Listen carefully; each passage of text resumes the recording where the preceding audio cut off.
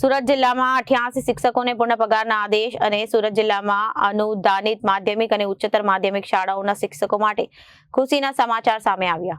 શ્રાવણ માસના પ્રથમ દિવસે જિલ્લા શૈક્ષણિક વિભાગ દ્વારા બાકી રહેલા 88 શિક્ષકોને પૂર્ણ પગારના આદેશ આપવામાં આવ્યા છે। શ્રાવણ માસના પ્રથમ દિવસે જિલ્લા શિક્ષણ વિભાગ દ્વારા બાકી રહેલા 88 શિક્ષકોને પૂર્ણ પગારના આદેશ આપવામાં આવ્યા। 5 વર્ષ પહેલા નોકરીએ જોડાયેલા શિક્ષકોને સરકારની નીતિ મુજબ 5 વર્ષ પૂર્ણ થતા પૂર્ણ પગારમાં સમાવેશ કરવામાં આવ્યા। ચાલુ વર્ષે કુલ 251 શિક્ષકોને આ લાભ મળવાનો હતો, જેમાંથી 163 શિક્ષકોને અગાઉ આદેશ આપવામાં આવ્યા હતા। બાકી રહેલા 88 શિક્ષકોને આજે કલેક્ટર કચેરી ખાતે યોજાયેલા કાર્યક્રમમાં પૂર્ણ પગારના આદેશો અર્પણ કરવામાં આવ્યા હતા। જિલ્લા શિક્ષણ અધિકારી ડોક્ટર ભગીરથસિંહ પરમારની આગેવાની હેઠળ આ પ્રક્રિયા પૂર્ણ કરવામાં આવી।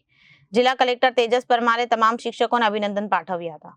ડીઈઓ કચેરી દ્વારા ખાસ ડ્રાઈવ ચલાવી શિક્ષકોને 15 ઓગસ્ટ બાદ તાત્કાલિક CPF નંબર અને અન્ય લાભો મળી રહે તે માટે પણ આયોજન કરવામાં આવ્યું છે। આ સમગ્ર પ્રક્રિયા ઝડપથી પૂર્ણ થતા શિક્ષકોમાં ખુશીનો માહોલ જોવા મળ્યો છે। તો જે તમામ શિક્ષકો જે 5 વર્ષ પહેલા નોકરીમાં જોડાયા અને 5 વર્ષ પૂર્ણ થતા જેમને ફૂલ પગારની જે આજે એમને હુકમ મળવાના છે તેમને સૌ પ્રથમ તો ખૂબ ખૂબ અભિનંદન આપું છું। દરેક શિક્ષક અથવા તો દરેક કર્મચારી જ્યારે પણ નોકરીમાં દાખલ થાય ત્યારે તેની ઈચ્છા હોય કે મને ફૂલ પગાર મળવાનું શરૂ થાય। ક્લાસ 1 અને 2માં તો પહેલા દિવસથી જ ફૂલ પગાર મળતો હોય છે, પણ જે અન્ય નોટ ઓનલી શૈક્ષણિક સ્ટાફ, કોઈ પણ આપણો વિભાગ લઈએ, એમાં ક્લેરિકલ હોય, તલાટી હોય, કોઈ પણ વિભાગ, એમાં આપણે 5 વર્ષ પહેલા ફિક્સ પગારમાં રાખીને પછી એમને પૂર્ણ પગારમાં લેતા હોઈએ છીએ। એટલે આ જે ખુશી છે, જે નોકરી મળવાની જે ખુશી હોય, જે પહેલો દિવસ, એટલી જ ખુશી લગભગ જ્યારે ફૂલ પગાર મળતો હોય એટલે ફરીથી તમને નોકરી મળી છે એવું આમાં લાગે। એટલે સૌપ્રથમ તો તમને અને તમારા પરિવારને સૌને ખૂબ ખૂબ શુભેચ્છાઓ અને અભિનંદન પણ આપું છું કે 5 વર્ષ તમે હેમખેમ પૂરા કર્યા। ઘણા લોકો છોડીને બી જતા રહેતા હોય વચ્ચેથી, પણ બધાએ પૂરા કરીને આ શૈક્ષણિક યાત્રામાં પોતાનું જે છે એ આખી કેરિયર તમારી જે છે તમે આમાં પૂરી કરવા માંગો છો એવો એક નિશ્ચય પણ દર્શાવ્યો છે। એટલે પણ ખૂબ ખૂબ અભિનંદન આપું છું। અને ખાસ કરીને અમારા ડીઈઓ શ્રી ભગીરથસિંહ સાહેબ અને એમની સમગ્ર ટીમ, કારણ કે વહીવટી દૃષ્ટિએ જોઈએ તો એમની પાસે બહુ ટાંચા સાધનો હોય છે। અહીંયા ઓફિસની જે કામગીરી છે, સાથે સાથે જિલ્લા વહીવટીતંત્ર તરફથી પણ સતત ઘણી બધી કામગીરી સોંપવામાં શિક્ષણ વિભાગને આપવામાં આવતી હોય છે। એ બધાની વચ્ચે રહીને પણ જે વહીવટી કામગીરી કરીને, કારણ કે આટલા બધા શિક્ષકોના તમામના જે 5 વર્ષના જે પણ તમારા ડોક્યુમેન્ટ્સ કલેક્ટ કરવાના હોય, બીજી બધી માહિતી એકઠી કરવાની હોય, ફાઇલ તૈયાર કરવાની હોય અને પછી એના હુકમ કરવાના હોય, એ બધામાં પણ બહુ ચીવટતા રાખવાની જરૂર પડતી હોય છે, કારણ કે આ પણ એક કાયમી નોકરીનો આપણે હુકમ આપતા હોઈએ છીએ।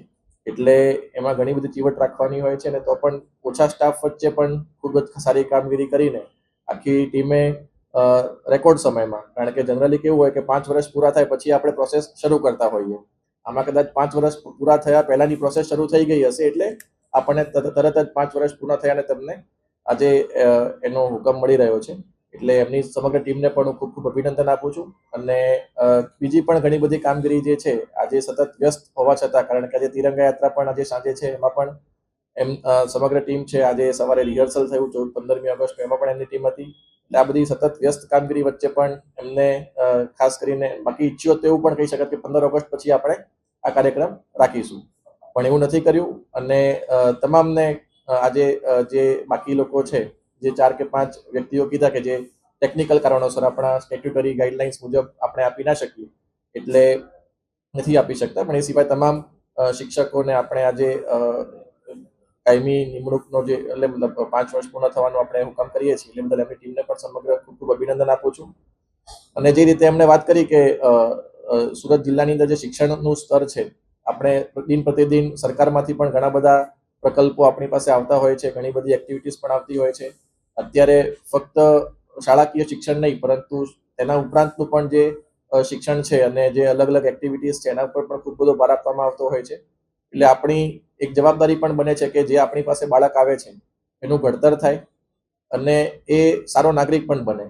અને આજની જે અત્યારે દુનિયામાં જે પ્રમાણે બધા ચેન્જીસ આવી રહ્યા છે એની સાથે પણ એ તાલ મિલાવીને આગળ વધે એના માટે પણ આપણે પ્રયત્ન કરવાનો હોય છે, કારણ કે જ્યારે પણ એક